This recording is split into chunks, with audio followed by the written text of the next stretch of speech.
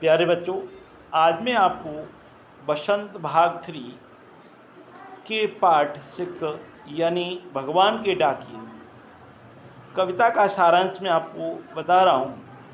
ये कविता रामधारी सिंह दिनकर जी के द्वारा लिखी गई है। और देखिए, इस कविता में कवि ने प्रकृति की जो भी वस्तुएं हैं, पक्षी, बादल, हवा, इनको भगवान के डाकिए कहा है।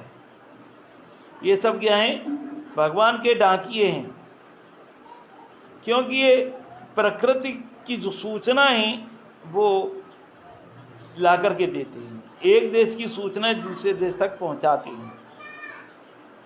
इसलिए पक्षी है, हवा है, बादल है, इनको भगवान के डाकिए कहा है।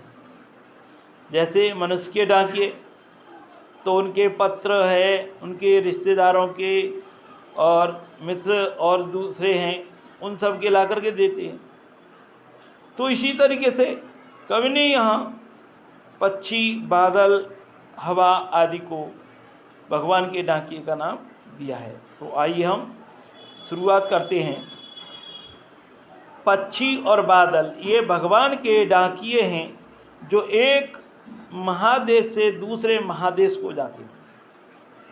कवि कहते हैं कि पक्षी और बादल ये भगवान के क्या है? डाकिए, पोस्टमैन, यानी वो एक देश की सूचना दूसरे देश तक पहुंचाने का काम करते हैं।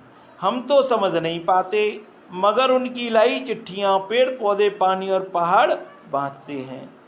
यानी पक्षी और बादलों के द्वारा लाई गई सूचना को यानी व्यक्ति विशेष नहीं समझ पाता है। इनकी सूचनाओं को, इनके द्वारा लाए गए संदेशों को केवल पेड़ पौधे, पानी और जो पहाड़ है वो समझ पाते हैं, वही उनको पढ़ पाते हैं। तो ये है, इसलिए इनको यानी भगवान के डाकिए कहा है। और आगे क्या कहा है? हम तो केवल यह आंकते हैं कि एक देश की धरती दूसरे देश को सुगंध भेजती है।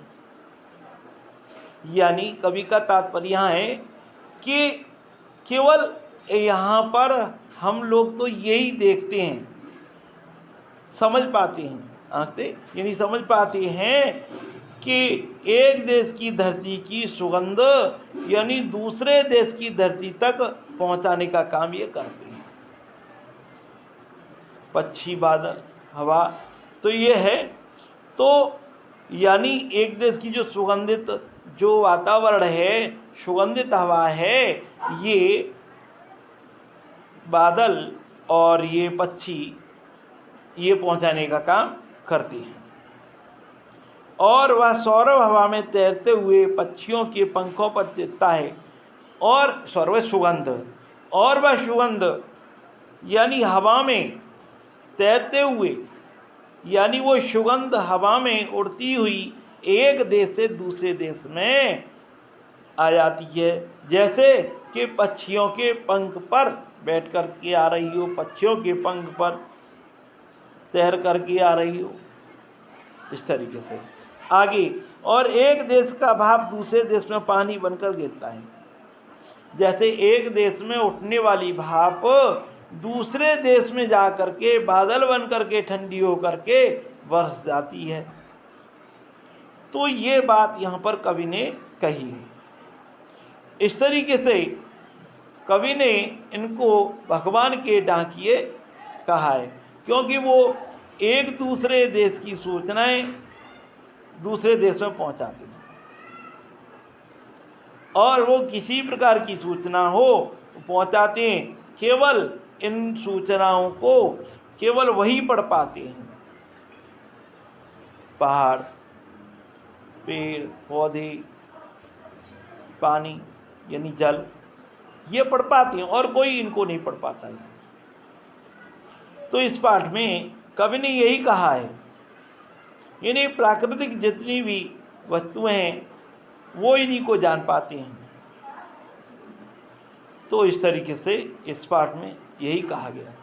धन्यवाद।